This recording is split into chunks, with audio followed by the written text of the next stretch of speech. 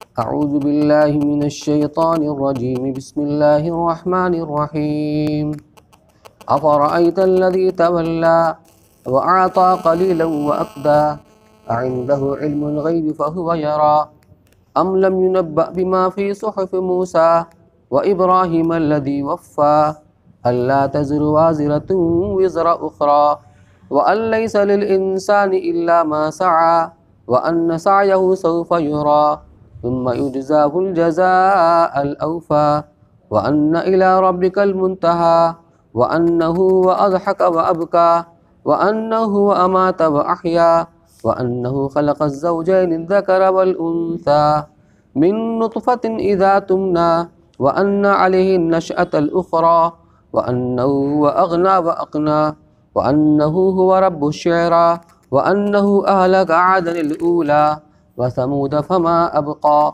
وقوم نوح من قبل إنهم كانوا هم أظلم وأطغى والمؤتفكة أهوى فغشاها ما غشا فبأي آلاء ربك تتمارى هذا نذير من النذر الأولى أزفت الآزفة ليس لها من دون الله كاشفة أفمن هذا الحديث تعجبون وتضحكون ولا تبكون وأنتم سامدون فاسجدوا لله واعبدوا صدق الله العلي العظيم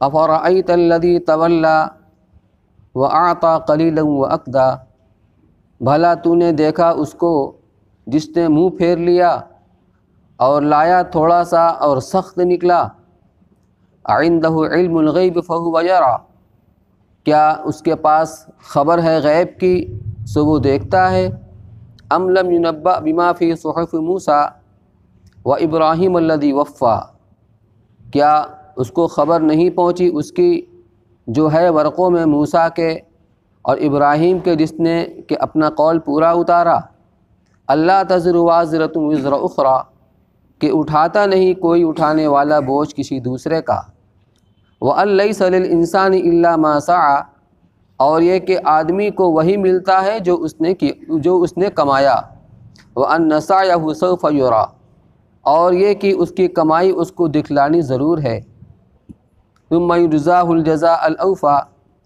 پھر اس کو بدلہ ملنا ہے پورا بدلہ وَأَنَّ إِلَىٰ رَبِّكَ الْمُنْتَهَى اور یہ کہ تیرے رب تک سب کو پہنچنا ہے وَأَنَّهُ وَأَضْحَكَ وَأَبْكَى اور یہ کہ وہی ہے ہنساتا اور رلاتا وَأَنَّهُ هُوَ أَمَاتَ وَأَحْيَا اور یہ کہ وہی ہے مارتا اور جلاتا وَأَنَّهُ خَلَقَ الزَّوْجَيْنِ الذَّكَرَ وَالْأُنثَى اور یہ کہ اس نے بنایا جوڑا نر اور مادہ من نطفة اذا تمنا ایک بوند سے جب ٹپکائی جائے وَأَنَّ عَلَيْهِ النَّشْأَةَ الْأُخْرَى اور یہ کہ اس کے ذمے ہے دوسری دفعہ اٹھانا وَأَنَّهُ هُوَ أَغْنَى وَأَقْنَى اور یہ کہ اس نے دولت دی اور خزانہ وَأَنَّهُ هُوَ رَبُّ الشِّعْرَى اور یہ کہ وہی ہے رب شعرا کا وَأَنَّهُ أَهْلَكَ عَادًا الْأُولَى اور یہ کہ اس نے غارت کیا عاد پہلے کو وَثَمُودَ فَمَا أَبْقَى اور سمود کو پھر کسی کو باقی نہ چھوڑا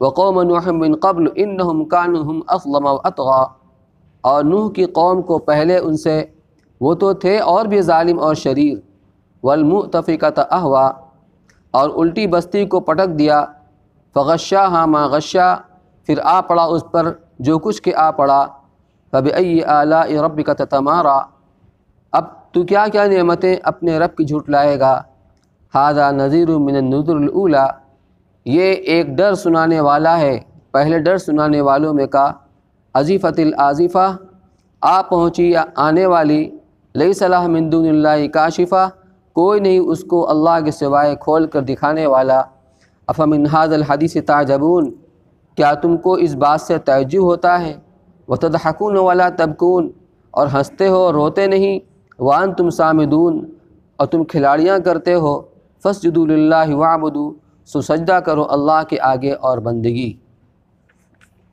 یہ سورہ نجم یہ پہلی صورت ہے جو اللہ کے رسول صلی اللہ علیہ وسلم نے مکہ مکرمہ میں جس کا اعلان فرمایا اور یہ وہی پہلی صورت ہے جس میں سجدے کی آیت آئی خود رسول اللہ صلی اللہ علیہ وسلم نے مجمع کے اندر اس صورت کی تلاوت کی جس میں مسلمان بھی تھے، مشرکین بھی تھے، اور اخیر آیت میں جہاں سجدے کی آیت، جب آپ اس پر پہنچے تو آپ نے سجدہ کیا اور آپ کے ساتھ سبھوں نے سجدہ کیا، مشرکین نے بھی، مسلمانوں نے بھی، سوائے ایک شخص کے جو آگے اس کا تذکرہ آئے گا۔ ان آیات سے پہلے یعنی سابقہ آیات کے اندر ذکر تھا اللہ تعالیٰ کی مطیع و فرمانبردار بندوں کا اور اس کے نافرمان بندوں کا اعراض کرنے والوں کا۔ تو فرمانبردار بندوں میں ان کا کچھ تذکرہ تو پیچھے آ گیا، الذین یجتنبون کبائر الاثم والفواحش الا اللمم، تو ان کی تھوڑی بہت صفات کا ذکر پیچھے آ گیا۔ اب یہاں سے ان لوگوں کا تذکرہ شروع کیا گیا ہے جو اللہ کے نافرمان بندے ہیں۔ فرمایا کہ افرأیت الذی تولی وآتی قلیلا واکدی، بھلا آپ نے اس کو بھی دیکھا جس نے منہ موڑ لیا اور تھوڑا سا دیا پھر روک دیا۔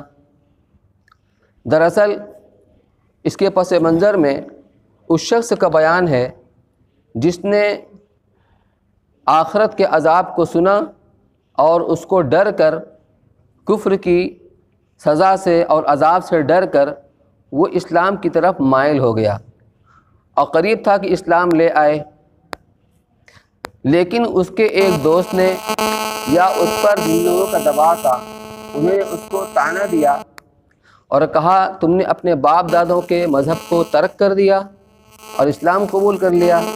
اس نے کہا مجھے آخرت کے عذاب سے ڈر لگتا ہے۔ اس نے طعنہ دینے والے نے کہا کہ اگر تمہیں اتنا ڈر لگتا ہے تو چلو تم مجھے کچھ مال دے دو، اور اگر آخرت تمہارے اوپر کفر کا عذاب ہوگا تو میں اپنے اوپر لے لوں گا۔ اگر یہ عام بات ہے تو اس سے اس کے اندر عموم معلوم ہوتا ہے کہ جو بھی ایسا کرے گا یہ آیت اس سے متعلق ہے، لیکن حضرت عبداللہ ابن مسعود رضی اللہ تعالیٰ عنہ در منصور میں بروایت ابن جریر یہ نقل کیا ہے کہ کوئی شخص اسلام لے آیا تھا، کوئی شخص اسلام لے آیا تھا، غالباً اس کا نام ذکر کیا ہے ولید ابن مغیرہ۔ اس کے کسی ساتھی نے اس کو ملامت کی کہ تو نے اپنے باپ دادا کی دین کو کیوں چھوڑ دیا؟ اس نے کہا کہ میں اللہ کے عذاب سے ڈرتا ہوں۔ وہ بولا کہ تو مجھے کچھ دے دے تو میں آخر کا تیرا عذاب اپنے سر لے لوں گا، تو عذاب سے بچ جائے گا۔ چنانچہ اس نے کچھ دے دیا۔ اس نے اور مانگا تو کچھ کشاکشی کے بعد یعنی رد و کت کے بعد کچھ اور بھی دے دیا، اور بقیہ کی دستاویز ماں گواہوں کے لکھ دی۔ روح المعانی میں اس شخص کا نام ولید ابن مغیرہ لکھا ہے، جس کا اسلام کی طرف میلان ہو گیا تھا۔ اس کے دوست نے ملامت کی اور عذاب کی ذمہ داری اپنے سر لے لی۔ یہاں اسی کا ذکر ہے کہ آپ نے اس کو بھی دیکھا کہ جس نے دین اسلام قبول کرتے کرتے اس سے رک گیا، یعنی منہ موڑ لیا اور قبول نہیں کیا، اور تھوڑا سا دیا اور پھر اس کو بھی روک دیا۔ عقدہ یہ قدیتن سے بنا ہے۔ قدیتن کے معنی آتے ہیں وہ سخت چٹان اور پتھر، جب کنواں کھودنے میں درمیان میں وہ حائل ہو جائے تو پھر اس کے آگے کھدائی ممکن نہیں ہو پاتی ہے، اور کھدائی رک جاتی ہے تو گویا وہ روکنے کا ذریعہ بن جاتا ہے۔ یہاں مراد وہی ہے کہ تھوڑا سا دیا اور اس کے بعد روک دیا۔ اعنده علم الغیب فہو یری، تو کیا اس کے پاس غیب کا علم تھا جس کو وہ دیکھ رہا تھا؟ یعنی اس کا مطلب یہ ہے کہ کیا اس کو یہ معلوم ہو گیا تھا کہ واقعتاً آخرت میں جو اس کے اوپر کفر کا عذاب ہوگا، سزا ہوگی، تو وہ طعنہ دینے والا شخص اس کو اپنے اوپر لے لے گا اور یہ اس سے بچ جائے گا؟ ایک مطلب تو یہ۔ دوسرا مطلب یہ ہے کہ جو اس نے تھوڑا بہت دیا اور اس کے بعد دینے سے رک گیا تو کیا وہ یہ سمجھ رہا تھا اس کا مال ختم ہو جائے گا؟ حالانکہ ایسا نہیں، مال خرچ کرنے سے ختم نہیں ہوتا ہے بلکہ اور بڑھتا ہے۔ اسی طریقے سے مال کے علاوہ بھی بہت ساری چیزیں ہیں جو اللہ نے جسم انسانی کے اندر جو چیزیں رکھی ہیں، جیسے لعاب ہے، جیسے اور بہت ساری چیزیں ہیں، تو وہ خرچ ہوتی رہتی ہیں اور بڑھتا رہتا ہے۔ منہ کے اندر لعاب ہے، یہ استعمال کرنے سے خرچ بھی ہوتا ہے اور یہ برابر پیدا بھی ہوتا رہتا ہے۔ تو جو چیز خرچ ہوتی ہے وہ بڑھتی بھی رہتی ہے۔ کنویں کے اندر پانی ہے، اگر نہ نکالا جائے تو کچھ دن کے بعد کنواں سوکھ جاتا ہے۔ لیکن اگر پانی نکلتا رہے تو پانی کم نہیں ہوتا، گھٹتا نہیں ہے، بلکہ اندر سے مزید پانی آتا رہتا ہے۔ تو رزق اللہ نے آج دیا ہے، کیا کل وہ نہ دے گا؟ کیا اس کو غیب کا علم ہو گیا تھا کہ اگر ہم خرچ کر دیں گے تو سارا مال خرچ ہو جائے گا، ختم ہو جائے گا، پھر نہیں آئے گا؟ تو اس کا دونوں مطلب بیان کیا گیا ہے۔ ام لم ینبأ بما فی صحف موسیٰ، یا کیا اسے خبر نہیں پہنچی ان مضامین کی جو موسیٰ علیہ السلام کے صحیفوں میں ہے اور جو ان ابراہیم علیہ السلام کے صحیفوں میں ہے جنہوں نے اللہ تعالیٰ کے احکامات کو پورا کیا۔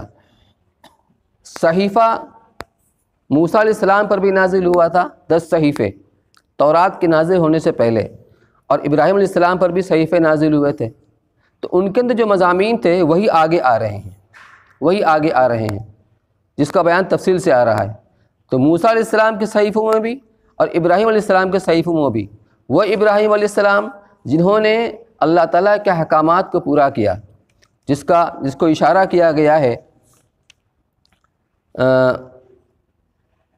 پہلے پارے کے آخر کے اندر، وَإِذِ ابْتَلَىٰ إِبْرَاهِيمَ رَبُّهُ بِكَلِمَاتٍ فَأَتَمَّهُنَّ، کہ جب کہ آپ کے رب نے ابراہیم علیہ السلام کا چند باتوں کے اندر امتحان لیا اور انہوں نے اس کو پورا کر دیا۔ خود اپنی ذات کے بارے میں جو اللہ نے ابراہیم علیہ السلام سے قربانیاں لیں، ابراہیم علیہ السلام نے ان تمام قربانیوں کو پوری کی، جس کو تفصیل سے حضرت ابن عباس رضی اللہ تعالیٰ نے بیان فرمایا کہ پوری قوم کے خلاف جب توحید کا انہوں نے پیغام دیا اور پوری قوم سے دشمنی مول لے لی، پھر ان کو آگ کے اندر ڈالا گیا تو اللہ نے ان کی حفاظت فرمائی۔ وہاں سے سلسلہ شروع ہوا قربانیوں کا، یہاں تک کہ جب ان کے بچے حضرت اسماعیل علیہ السلام جو ابھی کم عمری کے زمانے میں تھے، جب اللہ کی طرف سے ان کو قربان کرنے کی اشارہ ہوا تو انہوں نے اس اشارے کو حکم ربی سمجھا اور اس کے بعد اپنی طرف سے پوری کوشش کی قربانی کرنے کی۔ تو گویا کہ اللہ کی طرف سے جو بھی ان کو احکامات دیے تھے سب کو انہوں نے پورا کیا، یہاں اس کی طرف اشارہ ہے۔ فرمایا کہ وہ مضامین کیا اس کی خبر اس کے تک نہیں پہنچی؟ اللہ تزر وازرۃ وزر اخری، جس میں یہ بات تھی، یہ مضمون تھا کہ کوئی بھی بوجھ اٹھانے والا دوسرے کا بوجھ نہیں اٹھائے گا۔ یہاں بوجھ سے مراد گناہوں کا بوجھ ہے، یعنی آخرت میں یہ نہیں ہوگا کہ ایک آدمی کے گناہوں کا بوجھ دوسرا کوئی اٹھا لے، جو کرے گا وہ بھرے گا، ایک کے گناہ کی پاداش میں دوسرے کو نہیں پکڑا جائے گا۔ اللہ تزر وازرۃ وزر اخری، اسی طریقے سے ایک کا ایمان دوسرے کے لیے کارآمد نہیں ہوگا۔ تو یہ طعنہ دینے والا جو شخص تھا جس نے طعنہ دیا تھا، اگر وہ صاحب ایمان بھی ہوتا تو اس کا ایمان اس سے کچھ کام نہ آتا۔ اسی طریقے سے دوسرے کا عمل دوسرے کے کام نہیں آئے گا، لیکن وہ عمل جس کا تعلق فرائض اور واجبات سے ہے، جیسے کوئی آدمی دوسرے کی طرف سے فرض نماز پڑھ دے تو جس کی طرف سے پڑھے گا وہ اس کے لیے کارآمد نہیں ہوگی۔ دوسرے کی طرف سے کوئی فرض روزہ رکھے تو اس کی طرف سے کارآمد نہیں ہوگی۔ ہاں نفلی اعمال کے اندر گنجائش ہے، اور احادیث سے یہ بات ثابت ہے کہ نفلی اعمال ایک کا دوسرے کے لیے کارآمد ہوگا۔ چنانچہ شیخ الحدیث رحمۃ اللہ علیہ نے فضائل صدقات کے اندر وہ روایت لکھی ہے، ذکر کی ہے کہ اذا مات ابن آدم انقطع عنہ عملہ، جب آدمی کی وفات ہو جاتی ہے، ابن آدم کا انتقال ہو جاتا ہے، تو اس سے جو ہے تو اعمال کا سلسلہ منقطع ہو جاتا ہے، یعنی وہ رجسٹر جو اس کے دائیں بائیں کاندھوں پر بیٹھے ہوئے کرامن کاتبین لکھتے رہتے ہیں، وہ رجسٹر بند ہو جاتا ہے اس کی وفات کے وقت۔ الا من ثلاث، مگر 3 چیزوں سے، یعنی اس کا سلسلہ برابر جاری رہتا ہے ثواب کا۔ وہ کیا ہے؟ الا من ولد صالح يدعو له، ایک تو وہ اس کی نیک اولاد جو اس کے لیے دعا کرتی رہتی، یہ بطور صدقہ جاریہ کے نیک اولاد جتنا بھی نیک عمل کرے گی اس کو اس کا ثواب تو ملے گا ہی، لیکن وہ باپ جس نے اس کی تربیت کی، اس کو دین کی تعلیم دلائی، اس کا ذریعہ اور سبب بنا، اس کو بھی قبر کے اندر ثواب ملتا رہتا ہے۔ الا من صدقۃ جاریہ، یا کوئی صدقہ جاریہ ہو، کوئی دین کا کام، رفاع عام کا کام کر گیا ہو، مسجد بنوا دی، مدرسہ بنوا دیا، کسی کو دین کا علم سکھلا دیا، یا اس کے اندر جو خرچ ہوا اس میں شرکت کر لی، یا کچھ شرکت کر لیا مسجد کے بنوانے میں، مدرسے کے بنوانے میں، یا کنواں کھودوا دیا، کوئی ایسا کام جس سے عام لوگوں کو فائدہ پہنچ رہا ہو، درخت لگا دیا جس سے لوگوں کو پھل مل رہا ہے، سایہ مل رہا ہے، تو یہ صدقہ جاریہ ہے۔ جب تک یہ چیز رہے گی اس کو قبر میں ثواب ملتا رہے گا۔ یا علم ينتفع بھی، ایسا علم چھوڑا جس سے لوگ نفع اٹھا رہے ہیں، کسی کو عالم بنا دیا، اب وہ دوسروں کو عالم بنا رہا ہے، وہ لوگوں کو دین کی باتیں بتلا رہا ہے، لوگوں کی رہنمائی کر رہا ہے اور لوگوں کو نفع ہو رہا ہے۔ اب سوچئے وہ علماء اور مشائخ جن کے شاگردوں کی تعداد سینکڑوں ہزاروں کے اندر ہے، کتنا ثواب ان کو پہنچ رہا ہوگا۔ تو یہ جو نفلی اعمال ہیں، اسی طریقے سے کوئی کسی کی طرف سے حج کر دے، نفلی حج، حج بدل، اس کا ثواب اس کو پہنچتا ہے۔ اسی طریقے پر نفلی حج کے علاوہ نفلی صدقات ہے، تو اس میں تو اجماع اور اتفاق ہے کہ نفلی اعمال کا بندوں کے یہ ثواب مرنے کے بعد مردوں کو پہنچتا ہے، لیکن قرآن پڑھ کر اس کا ثواب پہنچانا، اس میں امام شافعی رحمۃ اللہ علیہ عام جمہور سے الگ ہیں، وہ کہتے ہیں قرآن کا ثواب نہیں پہنچتا۔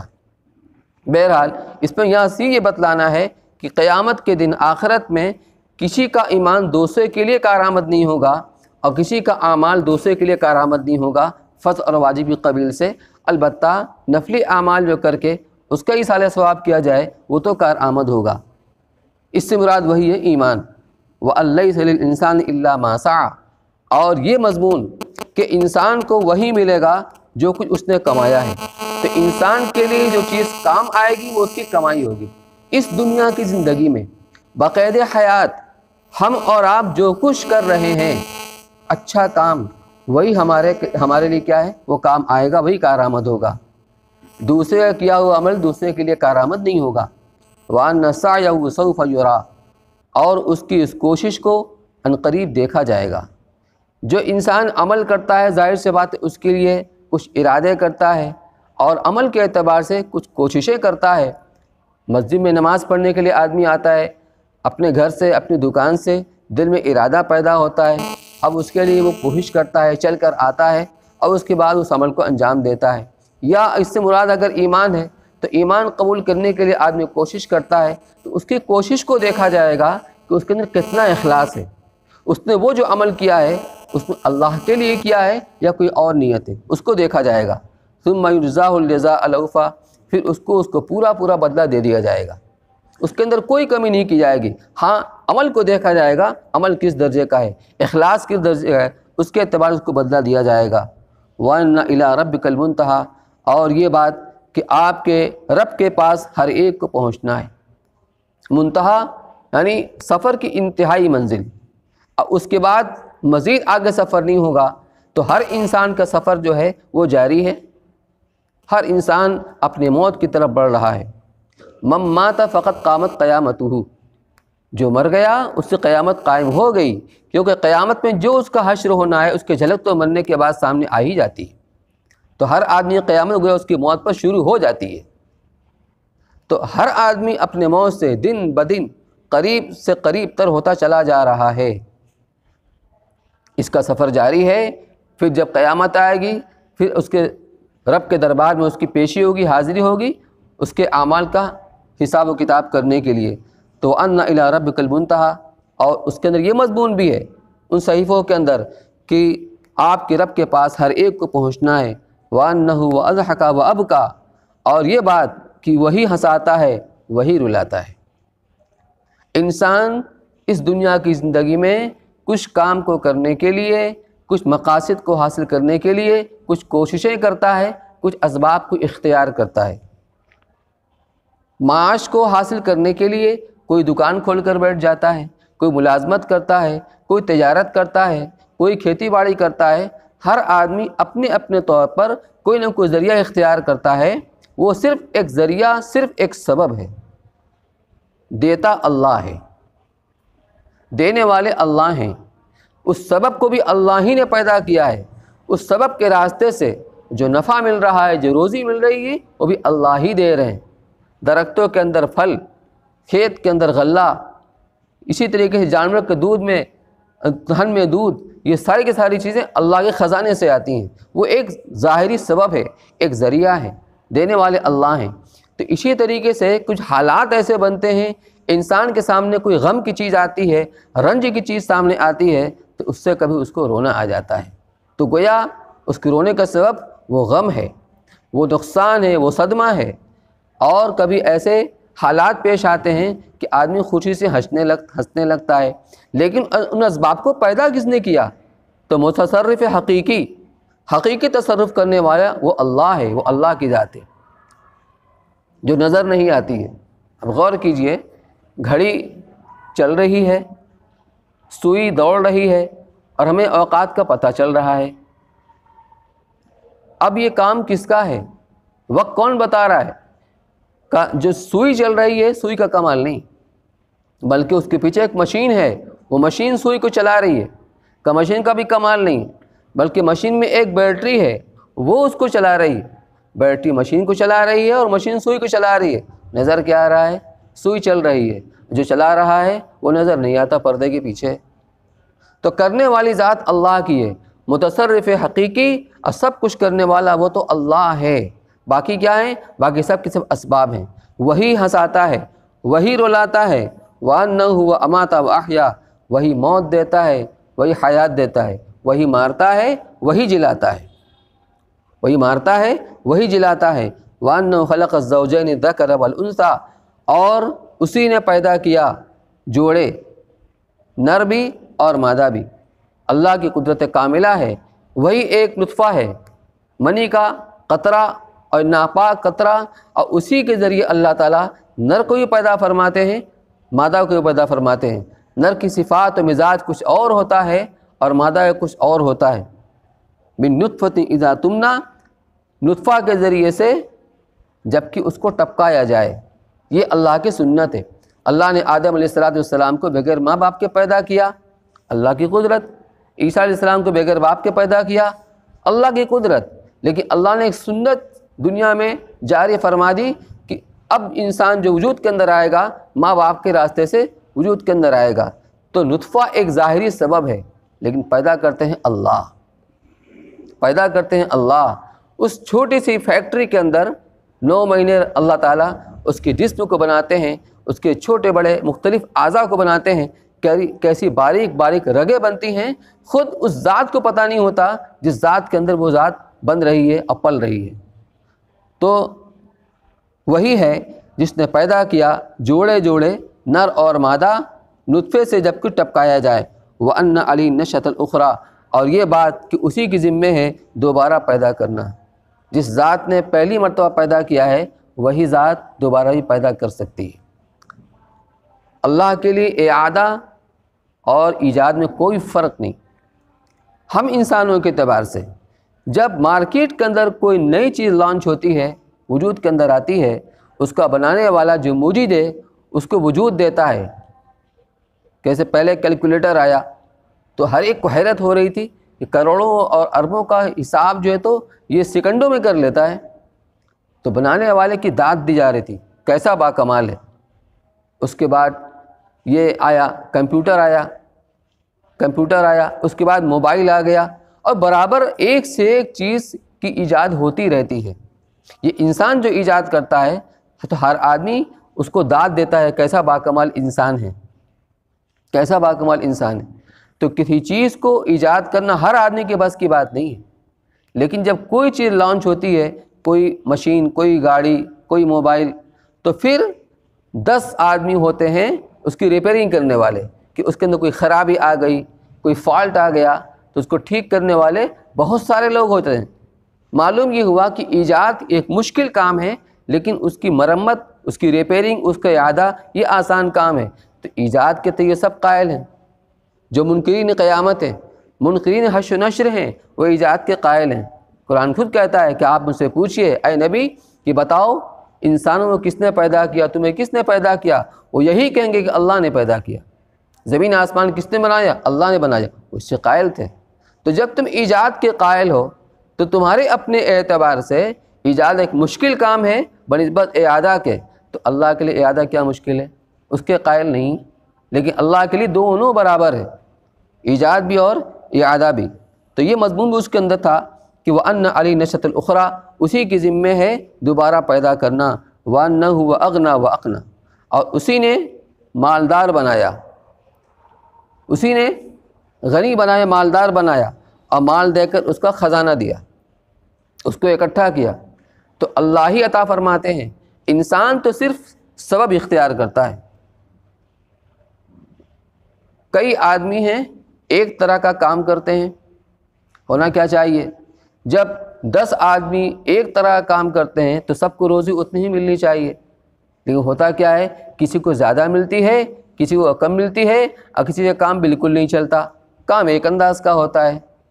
معلوم یہ ہوا کہ اس میں اس کام کو اس بے حق کا دخل نہیں ہے، اس میں تقدیر کا دخل ہے۔ نحن قسمنا بینہم معیشتہم، کہ ہم نے ان کی روزی کو ان کے درمیان میں تقسیم کر رکھا ہے انسانوں کی۔ تو جس کے بارے میں اللہ تعالیٰ نے جو طے کر دیا ہے اس کو اتنی روزی ملتی ہے، چاہے ذریعہ سبب کوئی سے اختیار کرے۔ تو وہی غنی کرتا ہے، مالدار بناتا ہے، اور اس کے بعد وہ انسان اس کو خزانہ بنا کر رکھتا ہے، اکٹھا کرتا ہے۔ وَأَنَّهُ وَرَبُّ الشِّعْرَىٰ، اور یہ بات کی وہی شعرا کا بھی رب ہے۔ شعرا ایک چمکدار خاص قسم کا ستارہ ہے جس کی مکہ میں کچھ مخصوص قبائل کے لوگ جو ہیں اس کی عبادت اور پوجا کیا کرتے تھے۔ تو جس کو آدمی معبود بناتا ہے اس کو مؤثر جانتا ہے، اس کو مؤثر جانتا ہے کہ یہی روزی دینے والے ہیں، یہی ہمارا کام کو بنانے والے ہیں، یہی مشکل کو دور کرنے والے ہیں، ان کو مؤثر جانتا ہے۔ تو جس طریقے سے مال مؤثر ہے ضرورت کو پوری کرنے کے اندر بظاہر، کہ آدمی کی نت نئی ضرورتیں پیش آتی رہتی ہیں، ہر طرح کی ضرورتیں، کھانے پینے کے لائن کی، لباس کے لائن کی، دوا کے لائن کی، ضروریات ہر طرح کی ہوتی ہیں، اور اگر آدمی کی جیب میں پیسہ ہوتا ہے تو اس سے ضرورت اس کی پوری ہو جاتی ہے۔ اس سے آدمی سمجھتا ہے کہ مال ہوگا تو کام ہوگا، مال نہیں ہوگا تو کام نہیں ہوگا، گویا کہ مال کے مؤثر بالذات سمجھتا ہے۔ عملاً مال مؤثر بالذات ہے، اور جس کی آدمی عبادت کرتا ہے، جس کو الہ اور معبود بناتا ہے، اس کو بھی مؤثر سمجھتا ہے۔ یہاں دونوں کی نفی کی گئی ہے کہ اس مال کو جس سے تم اپنی ضرورتیں پوری کرتے ہو اور جس کو تم مؤثر حقیقی سمجھتے ہو، اس کو بھی ہم بناتے ہیں اور ہم دیتے ہیں، اس کو بھی ہم دیتے ہیں۔ مما رزقناہم ينفقون، اللہ فرماتے ہیں جو کچھ ہم نے دیا اس میں سے خرچ کرتے ہیں، دینے والی ذات اللہ کی ہے۔ سائل کسی کے سامنے ہاتھ پھیلاتا ہے تو ہاتھ پر ملتا ہے، پیالہ سامنے کرتا ہے پیالہ میں ملتا ہے، اور جھولی کو پھیلاتا ہے جھولی میں ملتا ہے۔ دینے والا وہی ہے، دینے والا وہی ہے۔ تو ہر انسان کو جو کچھ ملتا ہے وہ اللہ کی طرف سے ملتا ہے، مال کے اندر کوئی تاثیر نہیں ہے۔ اگر کوئی تاثیر نظر آتی ہے تو اللہ کے رکھنے سے ہوئی، اللہ نے رکھا ہے، دینے والے اللہ ہیں۔ نہ مال مؤثر بذات ہے اور نہ ستارہ، اس کو نام شعرا ہے، یہ مؤثر بذات ہے۔ وَأَنَّهُ أَهْلَكَ عَادًا الْأُولَىٰ، اور یہ بات کہ اسی نے ہلاک کیا عاد اولا کو۔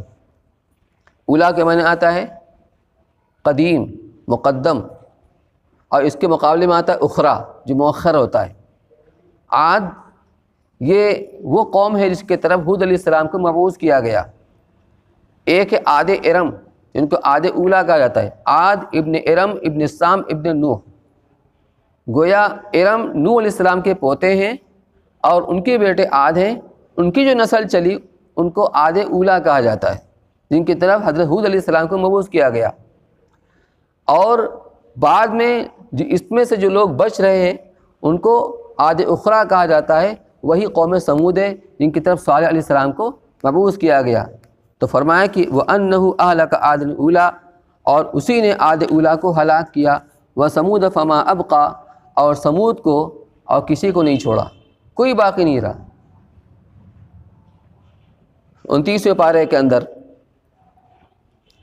اس کو بیان کیا گیا کہ اللہ تعالیٰ نے قوم عاد کو جب عذاب کو مسلط کیا تو ان کے اوپر آندھی بھیجی گئی جو 7 رات اور 8 دن مسلسل چلتی رہی، اور یہ قوم بڑی ہی ڈیل ڈول کی بڑی زبردست قوم تھی۔ قرآن نے نقشہ کھینچا ہے، ہواؤں نے ان کو اٹھا اٹھا کے پٹکا، اٹھا اٹھا کے پٹکا، کأنہم اعجاز نخل خاویہ، تو یہ ایسے مرے اور زمین پر پڑے جیسے کھجور کا درخت اور اس کا تنا، اتنے ڈیل ڈول کے اور زبردست طاقت کے اور صلاحیت کے مالک تھے یہ، اللہ نے انہیں بھی ہلاک کیا، کسی کو نہیں چھوڑا۔ اور سمود کو جب انہوں نے اپنے نبی کی تکذیب کی تو اللہ نے انہیں بھی ہلاک کیا، کسی کو نہیں چھوڑا۔ فما ابقا وقوم نوح من قبل، اور ان سے پہلے نوح علیہ السلام کی قوم کو اللہ نے ہلاک کیا۔ انہم کانوا ہم اظلم وادغا، وہ تو کہیں زیادہ ظالم اور شریر تھے۔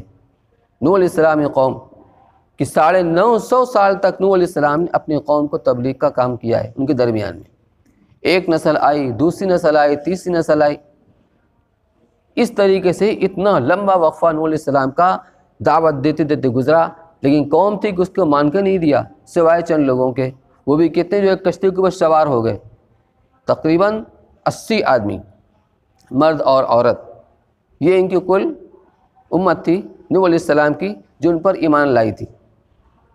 یہ لوگ نوح علیہ السلام کو راستے میں پاتے تو روایت میں آتا ہے کہ ان کا گلا گھونٹ دیا کرتے تھے اور یہ سمجھ کے چل چھوڑتے تھے کہ اب یہ مر گئے، اب یہ بچیں گے نہیں، لیکن پھر نوح علیہ السلام ان کو دعوت دیا کرتے تھے۔ تو قوم سے بہت انہوں نے تکلیف اٹھائی ہے، اس لیے اللہ نے فرمایا ہم اظلم و اطغا، ایک تو ہوتا ظالم، وہ اظلم تھے، وہ تو کہیں زیادہ ظالم تھے، وہ اطغا یہ طغیان سے شریر اور کہیں زیادہ شریر تھے، اللہ نے انہیں بھی نہیں چھوڑا، ان کو بھی ہلاک کر دیا۔ والمؤتفکۃ اہوا، اور ملی ہوئی بستی والوں کو، الٹی بستی کو پٹک دیا۔ یہ اس سے مراد حضرت لوط علیہ السلام کی بستی، یہ چند بستی کا مجموعہ تھا، اس کو متفقہ کہا جاتا ہے۔ تو جب عذاب آیا ان کے اوپر تو جبریل علیہ الصلوۃ والسلام نے اس بستی کو اٹھایا اور بہت اوپر لے گئے، بہت اوپر لے گئے، اور وہیں سے اس کو پٹک دیا، اور اس کے بعد ان کے اوپر پتھروں کی بارش کی گئی۔ اس طریقے سے ان کو عذاب ہوا اللہ کی طرف سے۔ والمؤتفکۃ اہوا، اور الٹی بستی کو پٹک دیا، فغشاھا ما غشا، پس چھا گیا اس کے اوپر جو کچھ چھایا تھا۔ کیا چھا گیا؟ وہی ایک تو بستی کو الٹا گیا اور اس کو پتھر کی بارش کی گئی، یہ مراد ہے، چھا گیا ان کے اوپر وہ چیز جو چھا گئی۔ فبأي آلاء ربك تتمارى، تو اے مخاطب اب تو اپنے رب کی کون کون سی نعمتوں کو جھٹلائے گا، اس کے اندر شک کرے گا۔ یعنی اگر تمہارے اوپر، تمہارے سامنے اس قرآن کو پڑھا جاتا ہے، اللہ کا پیغام، توحید کا پیغام دیا جاتا ہے، یہ تو اللہ کی نعمت ہے کہ تمہارے آخرت میں بربادی سے بچانے کا تمہارا انتظام ہو رہا ہے۔ اتنے سارے مضامین تمہارے سامنے بیان کیے گئے، یہ سب کی سب اللہ کی نعمت اس اعتبار سے ہیں تاکہ اس سے تمہیں عبرت ہو اور تم ہدایت کا راستہ اور توحید کا راستہ اختیار کرو۔ ھذا نذیر من النذر الاولیٰ، یہ بھی ایک پیغمبر ہیں پہلے پیغمبروں کی طرح۔ نذیر کہتے ہیں ڈرانے والے کو۔